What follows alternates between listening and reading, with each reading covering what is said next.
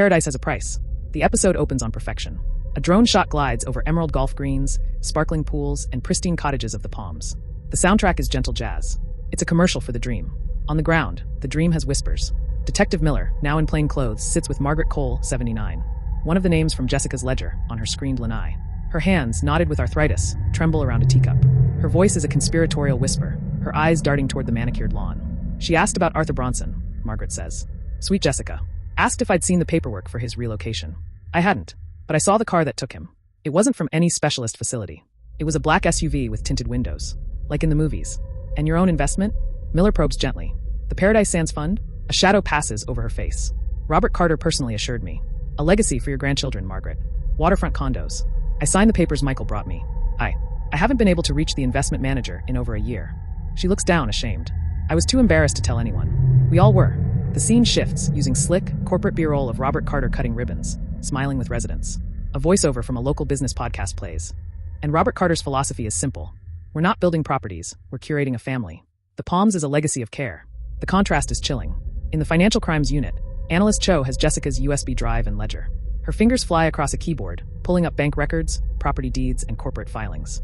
It's a Ponzi structure wrapped in a real estate shell, Cho explains to Miller, pointing at a complex web diagram on her screen.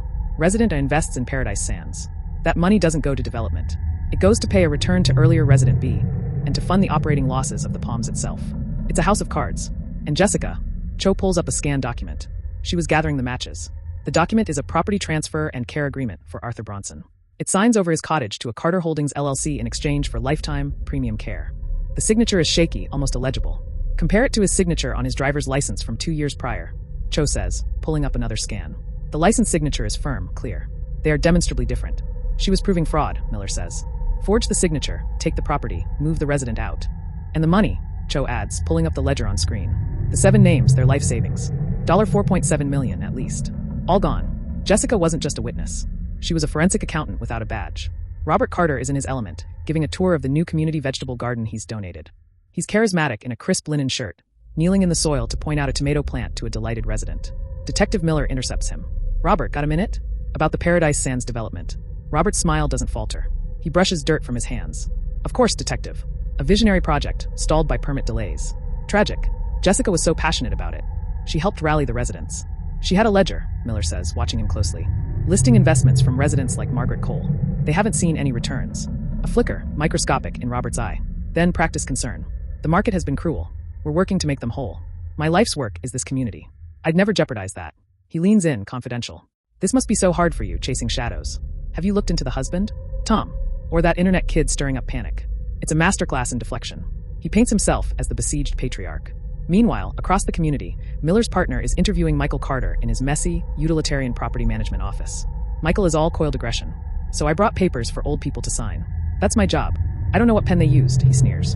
And the SUV that picked up Arthur Bronson? We have a tag number. Registered to a shell company traced back to you. Michael's bravado cracks. He looks toward the window, toward his uncle's garden.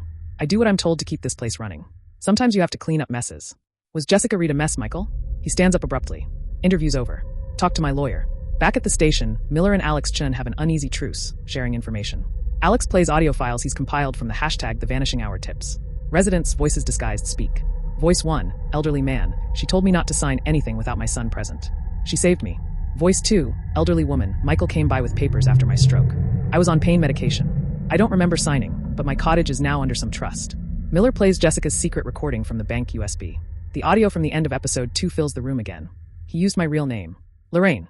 He knows. Alex goes pale. He didn't just know about the fraud. He knew who she was. Her witness protection identity. How is that possible? Miller has no answer. The fraud was dangerous. This knowledge was nuclear. The final act is a montage set to rising, ominous music. 1. Analyst Cho's screen. The $4.7 million figure flashes, then multiplies as she discovers more fake funds. $8.20 million. 2. A forensic document examiner, using a light table, points out the traced signature on Margaret Cole's agreement. 3. Michael Carter, watching from his office window as a police tow truck impounds the black SUV. 4. Robert Carter, still in his garden but now alone. The smile is gone. He looks at the rich soil in his hands, then closes his fist tightly, crushing a young seedling. His face is a mask of cold calculation. We return to Margaret Cole on her lanai at dusk. The cheerful jazz is gone, replaced by the lonely chirp of crickets. You know what the worst part is, Detective? She says, her voice now clear, devoid of its earlier fear. We wanted to believe him. We were lonely or scared of running out of time, or just tired. He sold us a beautiful ending, and we bought it. She looks out at the darkening, perfect landscape. Jessica was selling us the truth, and that's a much harder sell. The camera pulls back from her lonely figure, up through the screen, over the shadowy multi-million-dollar paradise.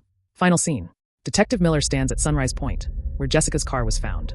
He's not looking at the swamp. He's looking back toward the palms, its windows now glowing like distant, watchful eyes in the twilight. He speaks into his recorder, his voice low and grim. Victim was investigating a sophisticated, multi-million-dollar fraud targeting the elderly. Primary suspect, Robert Carter. Motive, silencing that investigation. But a new, unresolved variable. The suspect had knowledge of the victim's classified, federal witness protection identity. That knowledge did not come from a financial audit. So who gave him the ghost's real name? He turns off the recorder. The last light of day fades, leaving the community in shadow.